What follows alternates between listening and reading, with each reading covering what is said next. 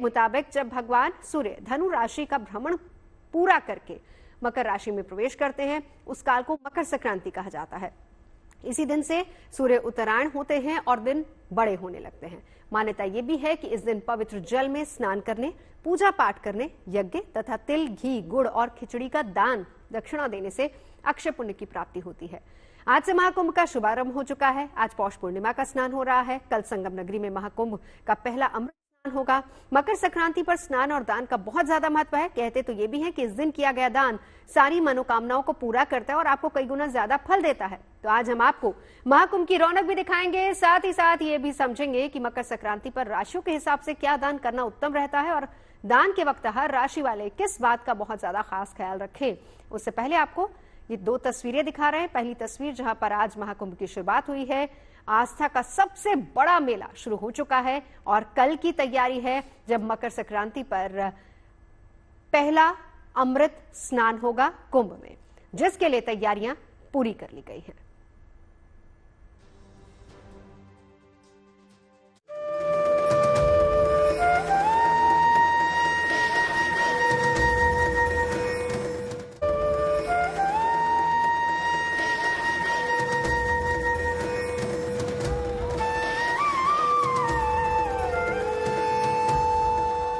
प्रयागराज के इस संगम की रेती पर आस्था का अमृत बरस रहा है। महाकुंभ के शुभारंभ के बाद से ही लाखों लोग पवित्र डुबकी लगा रहे हैं। सनातन संस्कार का साक्षात्कार, वेणी माधव की महिमा, सोमेश्वर की कृपा और ऋषि भारद्वाज का महात्म से हो रहा है। महाकुंभ पर पवित्र स्नान का जो रेला बढ़ चला है वो अगले कुछ दिनों तक इसी तरह नजर आने वाला है। लेकिन सबसे ज्यादा प्रतीक्षा सूर्य के उत्तरायण होने की है, जब संगम की रेती पर आस्था का सबसे बड़ा जन सैलाब उमड़ेगा। कल मकर संक्रांति है और इस पावन पर्व पर संगम में अमृत स्नान होना है। पवित्रता, परंपरा, संस्कृति और संस्कार, इन एहसासों को पिरोकर जो नाम बनता है उसे ही मकर संक्रांति कहते हैं। एक ऐसा त्योहार जिसका नाता सूर्य से भी है, जिसका रिश्ता नदियों से भी है। खेतों से लेकर खलिहानों तक, नदियों से लेकर तालाबों तक। जब मकर संक्रांति का उल्लास उमड़ता है तो तस्वीरें देखते ही बनती हैं। 14 जनवरी को मकर संक्रांति है। इस दिन सूर्य सुबह 8:41 पर मकर राशि में प्रवेश करेंगे। जब सूर्य मकर राशि में प्रवेश करते हैं, जैसे अभी करने जा रहे हैं, तो सूर्य का राशि परिवर्तन अगले 3 महीने तक देश और दुनिया पर असर डालता है। और जहां तक राशियों पर असर डालने की बात है, अलग अलग राशियों पर सूर्य का परिवर्तन अगले 1 महीने तक असर डालता है।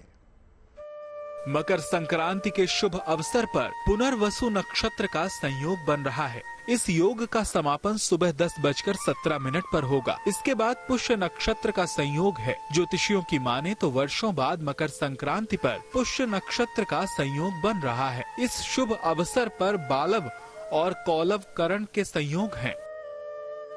मकर संक्रांति के दिन देवों के देव महादेव कैलाश पर जगत की देवी मां पार्वती के साथ विराजमान होंगे, जिसे शिववास योग कहा जाता है। इस शुभ अवसर पर किसी समय भगवान शिव का अभिषेक एवं पूजा कर सकते हैं। सूर्य की महिमा देखिए। सूर्य के उत्तरायण होते ही पूरे भारत की धरती पर मानो ऊर्जा का संचार हो जाता है। मकर संक्रांति से लेकर तमाम पर्वों में सूर्य की स्तुति की जाती है। उत्तर भारत में मकर संक्रांति मनाई जा रही है तो दक्षिण भारत में पोंगल की मस्ती नजर आती है। भारत की पूर्व दिशा बिहू के रंग में रंगती है तो पश्चिम में आसमान छूती पतंगें शुभ संयोग का स्वागत करती हैं।